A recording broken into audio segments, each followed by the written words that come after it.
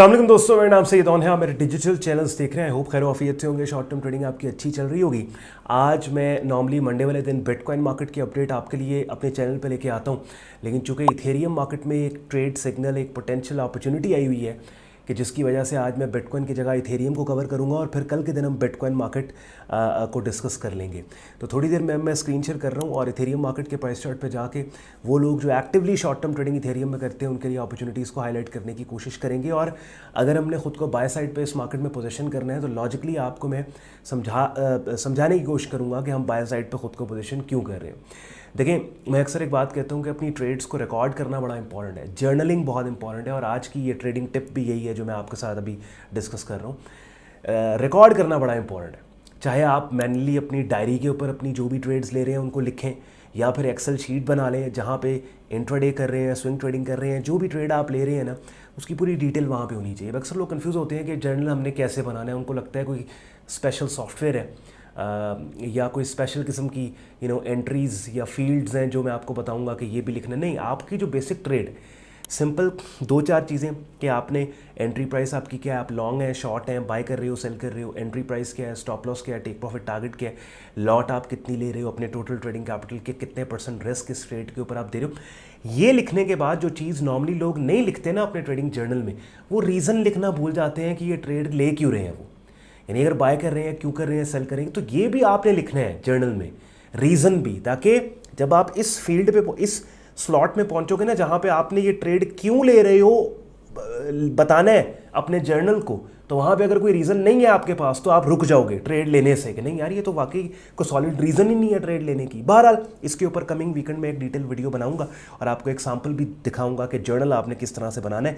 Without wasting any time चलते हैं price chart पे। एंड पे आज का कंटेंट यूजफुल लॉजिकल लगे वीडियो को लाइक कीजिएगा, चैनल को सब्सक्राइब करके बेल आइकन पर क्लिक कीजिएगा। Let's start the action. पे आप लोग इथेरियम मार्केट का डेली प्राइस चार्ट देख रहे हैं और यहाँ पे सबसे पहली बात, ये एक शॉर्ट टर्म बुलिश डोमिनेंस इस प्राइस चार्ट पे नज़र आ रही है। ऑल्दो ये जो स्टेपिंग फॉर्मेशन में आपको ये मिल रहा है यहाँ पे कि जहाँ पे आप देखें कि तकरीबन यहाँ पे हर हाई पिछले हाई से ऊपर है और हर डोमिनेंट लो पिछले लो से ऊपर है। ये स्टेपिंग फॉर्मेशन बड़े डीपर पुल बैक्स के बाद हमें मिली है। यानी ये ऐसे नहीं है कि मार्केट बस ऊपर जा रही है और बड़े लो वॉल्यूम के साथ हल्का सा रीट्रेस नीचे करती है, फिर ऊपर जाती है, फिर नीचे, नहीं, बल्कि अगर आप इस फॉर्मेशन को नोट करें तो इसमें बड़े डीपर पुल बैक्स यहाँ पे हमें देखने को मिल रहे हैं। ठीक है, but at the same time अगर मैं सितंबर से लेके अक्टूबर पिछले तकरीबन 1-1.5 महीने का डेटा लूँ तो मुझे शॉर्ट टर्म में, क्योंकि मैंने शॉर्ट टर्म ट्रेड करनी है तो मुझे शॉर्ट टर्म डेटा चाहिए प्राइस चार्ट पे, और डेली प्राइस चार्ट पे वैसे भी हायर टाइम फ्रेम के ऊपर मैं काम कर रहा हूँ। तो इस पे मुझे यहाँ पे थोड़ी बुलिश डोमिनेंस नज़र आ रही है एंड आई एक्सपेक्ट कि price really wants to go higher. Although यहाँ पे अपर एक्सट्रीम जो ये इस रेंज की है, इससे ये 21 अक्टूबर को एक बेरिश पिन बार सिग्नल बना था कि जिस सिग्नल से मार्केट डाउन साइड के ऊपर आई भी सी, मार्केट ठीक ठाक डाउन साइड पे गिरी भी सी। लेकिन अभी जो बाइंग अपॉर्चुनिटी की जिसकी मैं बात कर रहा था वो ये वाला बुलिश पिन बार सिग्नल है जिस कैंडल पे मेरे माउस का कर्सर 26 अक्टूबर सैटरडे का है, जो बड़ी एक well formed bullish pin bar है जो कीमतों के स्ट्रॉन्ग तरीके से ऊपर जाने का हमें क्लू दे रही है। अब आइडियली चूँकि ये बाइंग अपॉर्चुनिटी आई मार्केट में और मैंने आपके लिए यहाँ पे हाईलाइट करनी थी, लेकिन अगर आप मेरे से पूछे कि ऑन भाई ये हाई प्रोबेबिलिटी ट्रेड है, नहीं, ये हाई प्रोबेबिलिटी ट्रेड नहीं है। उसकी रीजंस है, मैं आपको थोड़ा सा उस पर गाइड कर देता हूँ।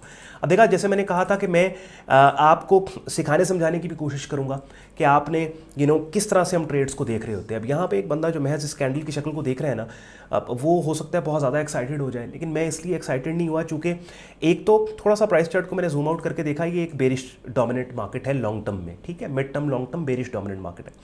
फिर यहाँ पे मेरे पास एक रेंज बाउंड एनवायरनमेंट है जिस रेंज की अपर एक्सट्रीम ये पड़ती है जी 2734 और 2821 की, ये वाली पड़ती है, और इस रेंज की लोअर एक्सट्रीम जो है वो यहाँ पे पड़ती है, ये तकरीबन 20782150। ठीक हो गया। अच्छा, और विद इन दिस रेंज जो mids minor short term support levels हैं वो ये वाले पड़ते हैं। ये देखें, ये स्विंग पॉइंट्स हैं कि जहाँ से ठीक ठाक मार्केट अपसाइड पे गई। Now the thing is, let's say अगर मैंने इस मार्केट में सेल करना है ना, तो आइडियल लोकेशन पोजीशन जो सेल करने की है वो 2734 और 2821 है, ये वाला एरिया बनता है सेल करने के लिए। But if I want to buy into this market ना, तो फिर मुझे उन लेवल्स से बाइंग करनी है कि जिन लेवल्स ने पहले प्रूफ किया हो कि उन लेवल्स से कीमतें अपसाइड पे गई हैं। वो कौन से हैं? वो ये वाले हैं 2310 2329। अब इस प्राइस चार्ट का बेशक आप स्क्रीनशॉट लेके भी रख लो सो दैट यही लेवल्स अपने चार्ट पे भी आप मार्क कर लेना। ये आइडियल लेवल्स है। हाँ, अब यहां पे एक बंदा कहते हैं ऑन भाई ये भी एक माइनर सपोर्ट है, ये वाली जो एक शॉर्ट टर्म रेजिस्टेंस थी और अपने ब्रेकआउट के बाद एक सपोर्ट बन गई, और फिर ये वाला लेवल भी हम यहाँ पे मार्क कर लेते हैं, ठीक है। तो अब नोटेबल बात ये है कि ऑल्दो ठीक है, ये वाला जो सिग्नल बना है बुलिश पिन बार 26 अक्टूबर का, ये इस 2459 सपोर्ट से तो ऊपर है, लेकिन इस 2518 इस रेड लाइन इस रेजिस्टेंस से तो नीचे है ना, समझ रहे।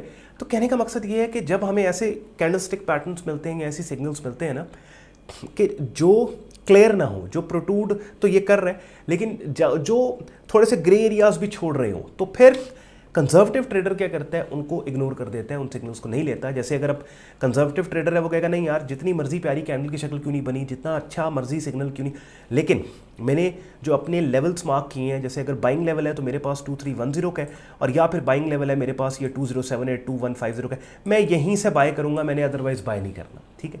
या फिर अगर market all the way resistance area के नीचे चली जाती है, इस रेजिस्टेंस एरिया पे प्राइस का बिहेवियर जो भी होगा 2734 और 2821 पे, उसके बाद मैं डिसाइड करूंगा कि मैंने नेक्स्ट क्या करना है।